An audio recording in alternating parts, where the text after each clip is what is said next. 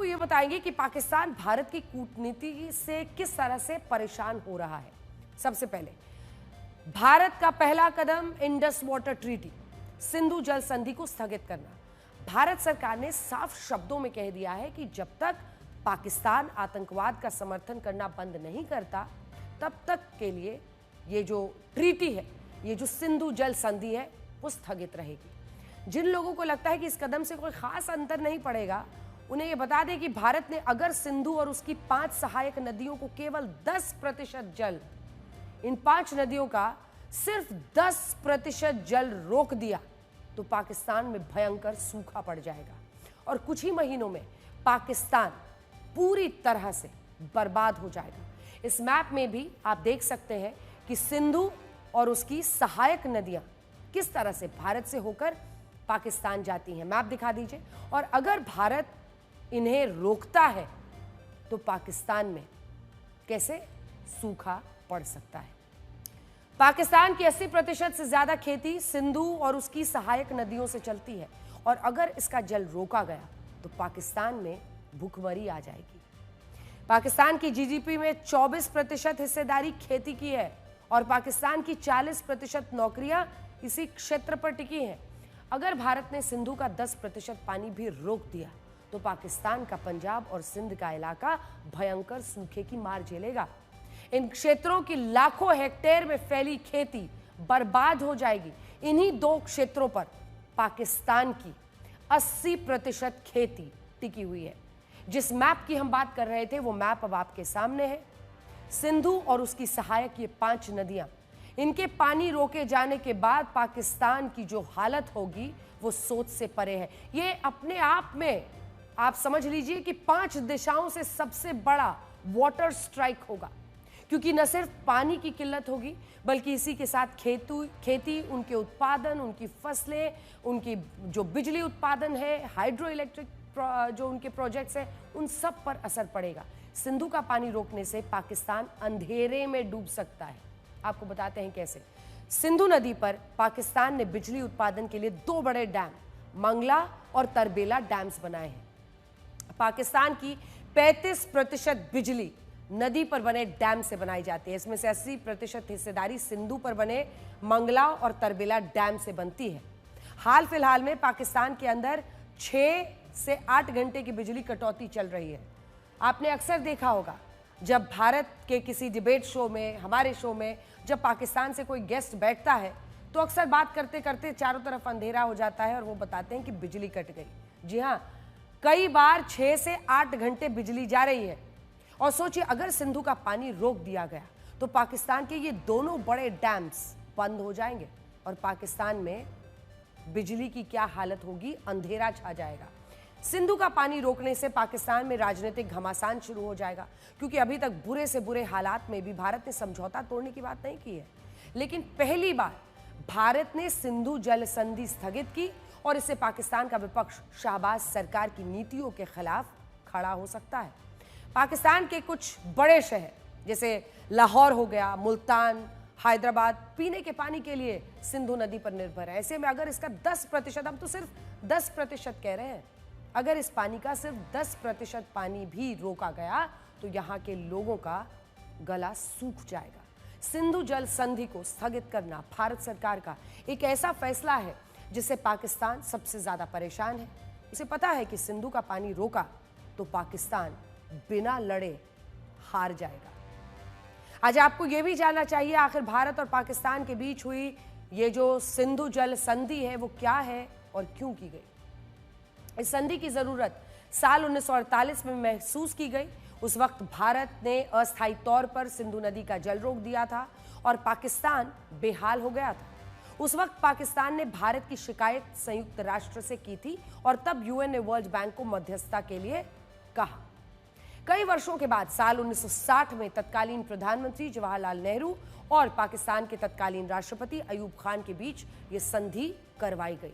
इस संधि के तहत तय हुआ कि पूर्वी सहायक नदियां सतलज, ब्यास और रावी के जल का इस्तेमाल भारत करेगा और वो इस पर डैम बनाकर उसे रोक भी सकता है। लेकिन पश्चिमी जो सहायक नदियां हैं, सिंधु, झेलम और चेनाब, इन पर पाकिस्तान का भी अधिकार होगा और उनको जल जो उस तरफ जा रहा है पाकिस्तान को इन नदियों से, उसको भारत नहीं रोकेगा।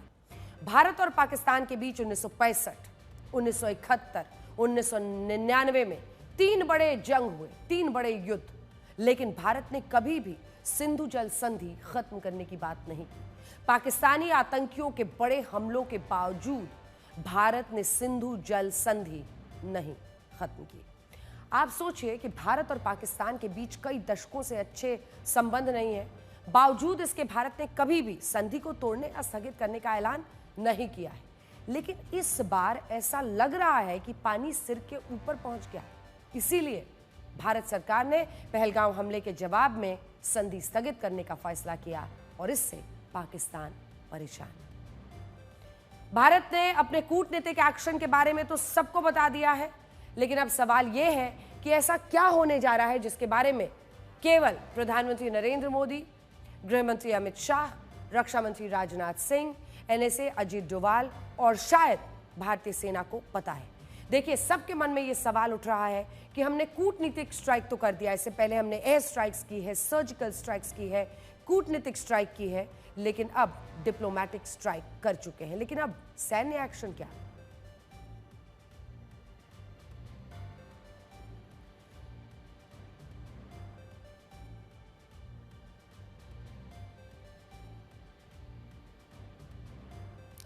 तो ये हम आपको उस वक्त की संधि की तस्वीरें दिखा रहे हैं, लेकिन हम आज दिखा रहे हैं कि 24% जो जीडीपी है पाकिस्तान की, लगभग 24% जो जीडीपी है वो किस तरह से निर्भर है। इधर सिंध नदी पे अगर आप देखिए तो 80% खेती निर्भर है पाकिस्तान की, और ये बताता है, ये 80% निर्भरता जो खेती की है अगर सिंधु नदी पर है, तो आप कल्पना कीजिए कि अगर पानी रुकता है तो फिर कैसे पाकिस्तान के लिए ये बहुत बड़ी मुश्किल है। न सिर्फ उनकी खेती के लिए, बल्कि फसल उनकी अगर कम होगी तो उनकी आर्थिक जो व्यवस्था है, जो अर्थव्यवस्था है, उस पर बहुत बड़ी चोट होगी। इसी के साथ साथ चाहे पानी हो, बिजली हो, तमाम मुश्किलें शुरू हो जाएंगी। और अगर आप देखिए तो 24% जो हिस्सेदारी है वो इसी खेती की है। आप समझ गए, 80% तो सिंधु नदी पर निर्भर है खेती, और लेकिन इसी के साथ साथ जो नौकरियां हैं 40% वो खेती पर निर्भर है। जो 40% नौकरी वहां पर है वो खेती में है। 24% जीडीपी निर्भर है। देखिए क्या स्थिति बनेगी, लेकिन पूरे देश की नजर इस बात पर है कि एक्शन क्या हो सकता है। सिंधु जल संधि स्थगित करने के अलावा भारत ने अटारी बॉर्डर को भी बंद कर दिया। इस बॉर्डर से भारत और पाकिस्तान में मौजूद लोगों को 1 मई से पहले अपने अपने देश लौटना होगा। अटारी बॉर्डर भारत और पाकिस्तान के बीच होने वाले व्यापार का एक बड़ा रूट है। साल 2023-24 में ही इसी रूट से 3,886 करोड़ रुपए का व्यापार हुआ। 70,000 से ज्यादा लोग इसी रास्ते भारत से पाकिस्तान और पाकिस्तान से भारत आए। अटारी बॉर्डर के बंद होने से पाकिस्तान को भारत से होने वाला निर्यात बंद हो जाएगा, जिससे जरूरी चीजों की कमी हो जाएगी। बॉर्डर बंद होने से पाकिस्तान के वो व्यापारी सड़क पर आ जाएंगे जिनकी रोजी रोटी भारतीय खरीदारों से अब तक चलती आई है। भारत ने पाकिस्तानी नागरिकों को मिलने वाला सार्क वीजा रद्द कर दिया है।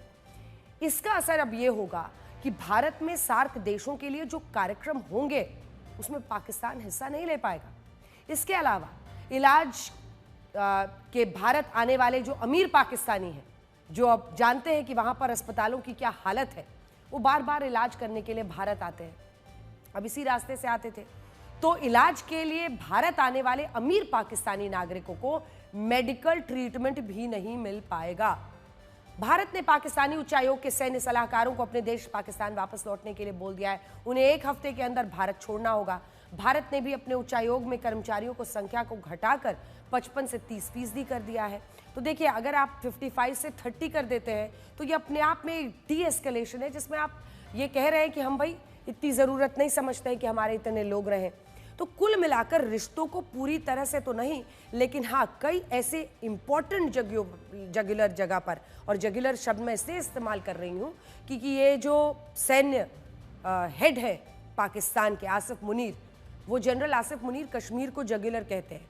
तो जगुलर काटने का तरीका क्या होता है वो अब भारत उनको समझा रहा है। सैन्य सलाहकारों को भारत वापस भेजने से पाकिस्तानी खुफिया एजेंसी आईएसआई का नेटवर्क कमजोर होगा।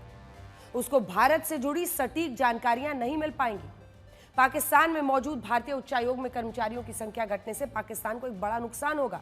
अभी तक पाकिस्तान व्यापार, वीजा, कई अन्य मसलों पर भारत से बातचीत करता रहा है। यहाँ तक कि सिंधु नदी के पानी को भी लेकर, बहाव को लेकर, ये सब पर बातचीत होती रही। लेकिन अब इस बातचीत में कमी आएगी, मामले अटकेंगे, वो अपनी बातें बोल नहीं पाएगा। और भारत में जो आक्रोश है उसमें आप देखिए, उस आक्रोश और कूटनीतिक प्रहार के बाद पाकिस्तान बेचैन तो हो गया है। अब वो अपना हर कदम उसी बेचैनी, उसी डर में उठा रहा है। पाकिस्तान को प्रधानमंत्री मोदी के आक्रोश में अपना अंत नजर आ रहा है। गजब की खलबलाहट है और उसकी हरकतों से ऐसा लगता है कि बुझने से पहले कोई दिया फड़फड़ा रहा है। पाकिस्तान की सरकार के हर कदम, हर फैसले और वहां के नेताओं के हर बयान में एक घबराहट दिख रही है। पाकिस्तान को पूरा भरोसा है कि प्रधानमंत्री मोदी ने जो कहा है वो होकर रहेगा। इसी वजह से पाकिस्तान की आर्मी ने पाकिस्तान पे जो एलओसी पर जवान है उनकी संख्या बढ़ा दी है। देखिए तरीका, अंदर हाथ पैर कांप रहे हैं, लेकिन गीदड़ को सामने अपना चेहरा करना ही था। इसीलिए पाकिस्तान सीमा पर अपने डिफेंस को मजबूत करने में लग गया है। लेकिन उसे इतना डर है कि अपने जवानों को बंकर के अंदर रहकर ही निगरानी के निर्देश दिए हैं। आप कल्पना कीजिए उस भय का। कह रहे निगरानी तो करनी है, लेकिन बंकर के अंदर छिप के निगरानी करना। पाकिस्तानी आर्मी के रावलपिंडी हेडक्वार्टर्स को आर्मी चीफ आसिफ मुनीर ने अलर्ट पर रहने के लिए कहा है। पाकिस्तान को एलओसी के साथ साथ इंटरनेशनल बॉर्डर पर भी डर सता रहा है। इसीलिए इंटरनेशनल बॉर्डर के ठीक सामने सियालकोट की डिवीजन को भी अलर्ट रहने के लिए कहा गया है, जिसका हेडक्वार्टर गुजरावाला है।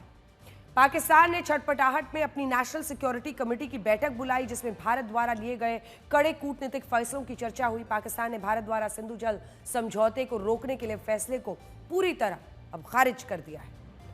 कह रहा है कि अंतर्राष्ट्रीय संधि है जिसे भारत अकेले खारिज नहीं कर सकता। उसने कहा है कि यह पाकिस्तान की जनता के लिए लाइफलाइन है, वो इस पर समझौता नहीं करेगा और अगर पाकिस्तान के हिस्से का पानी रोका गया तो इसे युद्ध की कार्रवाई यानी एक्ट ऑफ वॉर माना जाएगा और इसका पूरी ताकत के साथ जवाब दिया जाएगा।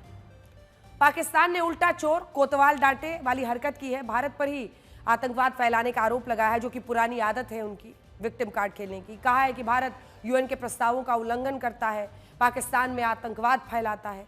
भारत के एक्शन के जवाब में पाकिस्तान ने वाघा बॉर्डर पर अपनी तरफ से भी वो बंद करने। हालांकि सच ये है कि इसका भारत पर कोई फर्क नहीं पड़ता। हमने बीते दिन सबसे पहले ऐलान किया, भारत पहले ही अपनी तरफ से बॉर्डर सील कर चुका है। पाकिस्तान ने डर की वजह से भारत की एयरलाइंस के लिए अपने एयर स्पेस को भी बंद करने का ऐलान किया है। उसे डर है कि कहीं भारत हवाई हमला ना कर दे। पूरा पाकिस्तान हाई अलर्ट पर है। पाकिस्तान के नेताओं के बयानों में बेचैनी दिख रही है। वो हर बयान दे रहे हैं जिससे भारत को पाकिस्तान पर कार्रवाई करने से रोका जा सके। पाकिस्तान के रक्षा मंत्री को सुनिए, ख्वाजा आसिफ। उन्होंने कहा है कि अगर पाकिस्तान के नागरिक सुरक्षित नहीं रहे तो भारत के शहरों में लोग सुरक्षित नहीं रहेंगे। ख्वाजा आसिफ ने यहां भी धर्म का इस्तेमाल करने की कोशिश की। कहा कि उनकी फौज भी तैयार है और कौम भी तैयार है।